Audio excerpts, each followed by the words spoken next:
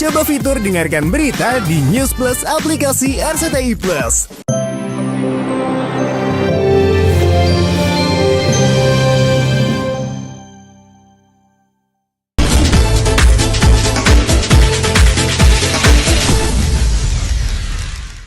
Sosok Iklim Hakim, mantan Aspri Hotman Paris kembali menjadi sorotan tajam setelah api perseteruan Hotman dengan Rasman Nasution berkobar hebat di Pengadilan Negeri Jakarta Utara.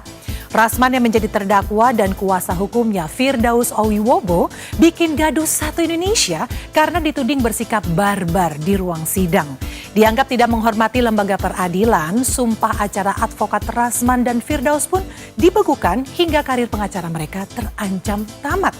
Tetapi benarkah konflik Rasman versus Hotman yang dipicu oleh Iklim Hakim mendidih karena sempat terjalin cinta segitiga di antara mereka?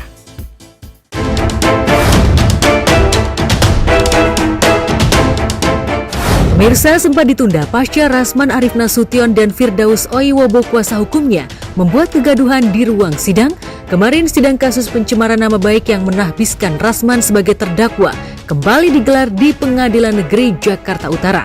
Namun sidang tertutup yang baru berlangsung beberapa menit itu terpaksa ditunda karena Hotman Paris selaku saksi sekaligus pelapor mendadak sakit di tengah persidangan.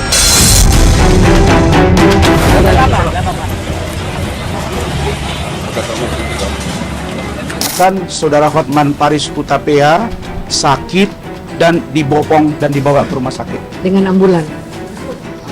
Kita doakan saudara Hotman sehat dan mudah-mudahan bisa bersidang. Mungkin beliau kurang sehat atau kurang fit, mungkin terlalu banyak begadang. Jadi banyak pikiran. Memang tadi waktu ditanya dia sudah mulai pucat, Pak. Saya pikir ini gimana, karena saya lihat kertas jatuh di kiri, jatuh di kanan, gitu ya. Dan dia mau ambil yang sebelah kiri itu nggak diambil-ambil. Dia hilang fokus. Ya, drama panas pun kembali terjadi ketika banyak pihak berspekulasi atas tumbangnya Hotman di ruang sidang. Banyak yang menyebut hal itu adalah drama atau gimmick yang dilancarkan Hotman untuk menunda-nunda pertarungannya dengan kubu Rasman di matras hukum. Tak sedikit pula yang menduga Hotman mengalami tekanan mental yang amat sangat saat bertatapan dengan Rasman yang pernah menowel pundaknya pada sidang terdahulu. Tapi benarkah banyak pula warganet yang menduga Hotman kena serangan tak kasat mata yang menggedor fisik dan psikisnya?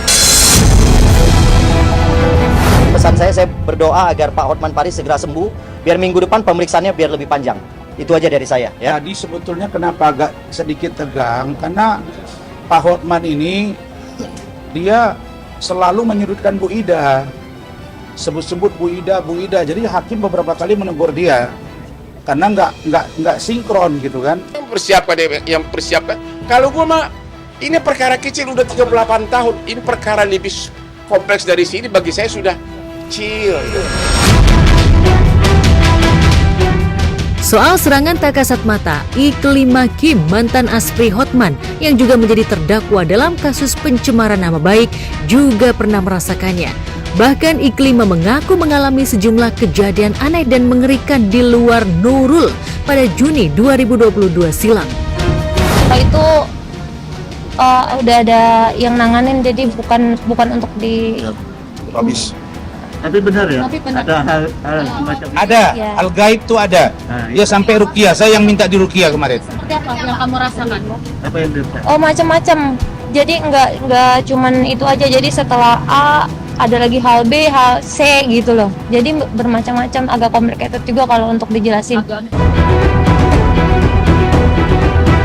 Kemarin kehadiran Iklim Hakim di ruang sidang bukan untuk menjabarkan serangan magis yang pernah dialaminya, namun untuk menjabarkan kronologi kasusnya dengan Hotman Paris. Karena berawal dari isu panas yang digelontorkannya ke hadapan publik, perseteruan panas Hotman dan Rasman pun bermula. Ya, Maret 2022 silam, Hotman yang kebakaran jenggot dituding Rasman dan Iklima melakukan pelecehan seksual memang melaporkan keduanya ke Polres Jakarta Utara. Meski Iklima sudah mencabut pernyataan bahwa dirinya dilecehkan Hotman, namun namanya sudah terlanjur ditetapkan sebagai tersangka dan kini duduk di kursi panas sebagai terdakwa. Hari ini tadi hadir. Bakim gimana Bakim? Sedikit aja Bakim. Bakim gimana Bakim? Mas Suara tadi gimana sebagai sudah menghadiri sidang sebagai saksi tadi Bakim? Bakim sidang sebelumnya, tapi karena dia sakit, jadi untuk pemeriksaan perkara Kim ditunda dari JPU. Oke. Iya. Kehadiran Iklima bersama kuasa hukum dan Andre Yakob, mantan suaminya, tentu saja menjadi sorotan. Pasalnya, sejak ditetapkan sebagai terdakwa, Iklima jarang muncul di media. Dan usai menjalani sidang selama kurang lebih 2 jam, Iklima tampak terburu-buru keluar dari ruang sidang. Benarkah sebelum menghadiri sidang, Iklima sempat mendapat teror dari orang tak dikenal?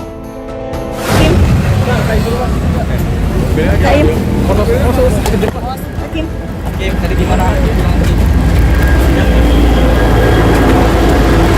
Nanti mungkin materi persidangan, jadi kita nggak bisa buka buat rekan-rekan karena kita belum tahu ini sidangnya tertutup apa terbuka ya. Oke ya. Mungkin nanti kita pada saat kita belum tahu sidangnya seperti apa ya. Yang saya mau tekankan sekali lagi, andai katanya ada pengancaman atau apa-apa, pertama sekali saya akan hadapi orang itu. Ingat, yang ngancam-ngancam akan saya hadapi. Ini saya belum sebut namanya ya. Nanti kalau sudah terang akan saya sebut orangnya. Kehadiran Iklima sebagai saksi tak terlalu dipedulikan oleh Rasman. Pasalnya gara-gara Iklima lah konflik antara Rasman dan Hotman kian memanas. Bahkan karir Rasman pun terancam tamat setelah sumpah advokatnya dibekukan oleh Mahkamah Agung lantaran sikapnya dianggap barbar dan tak menghormati lembaga peradilan. Dan kini Rasman tengah berusaha mencari celah agar ia bisa lolos dari jeratan hukum. Apalagi kesaksian Hotman terkait hubungannya dengan Iklima dianggap kontradiktif dengan pernyataan sebelumnya. Apa hubungan spesial antara Dr. Hotman Paris dengan yang namanya Iklima Putri Aprilia? Nah, memang dia bilang ada hubungan, tetapi ada yang dia bantah juga karena terkait chat WA ya, dia bantah karena dia anggap polisi belum menyita alat bukti tersebut atau WA atau handphone daripada Iklima Kim, padahal sudah disita dulu sebenarnya, ya kan Bang Rasman kan, sudah disita. Itu ada 3 fase. Ada 3 fase keterangan dia itu yang kontraproduktif dan sulit dicerna secara akal sehat. Dia chat gue yang tidak mau sama mau. Itu loh. Kalau mau sama mau dengan siapapun ya oke-oke aja kan. Ya nggak ya? Ya, kau pernah nggak di-chat sama pacarmu? I love you, I miss you. Benar nggak? Sering kan? Tunggu giliran dari aku nanti. Makanya waktu sidang itu saya benar-benar ketawa. Ini mau ngomong apa gitu loh. Karena Hotman tidak mungkin melakukan perbuatan yang keji. It's impossible. Jika sebelumnya Rasman terlihat menggebu-gebu, sikap Rasman kini justru kalem dan santuy saat menjalani persidangan. Saya ini belajar ilmu komunikasi.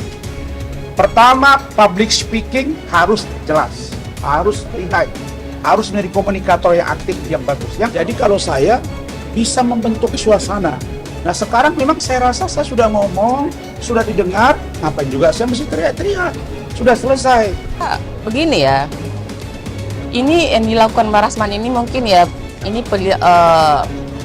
penglihatan saya itu akumulasi dari semua yang terjadi ke Mbak Rasman, tertekan gitu loh. Bertahun-tahun ini kasus, ini hanya kasus ITE, pencemaran nama baik gitu loh, di bawah 5 tahun gitu. Kok sedemikian rumitnya, sedemikian hebohnya, sedemikian ribetnya gitu loh. Kok seperti ini gitu, ada apa gitu loh. Makanya tempat Bang Rasman harapan terakhirnya itu di pengadilan gitu. Jadi kok seperti ini lagi, dia itu mungkin akumulasi dari semua yang udah terjadi tertekan ke Bang Rasman ini. Bayangkan kalian loh, 38 bulan kalau nggak salah ya. ini kok proses ini bergulir 38 bulan. P19 itu udah bolak-balik diantar ke kepolisian.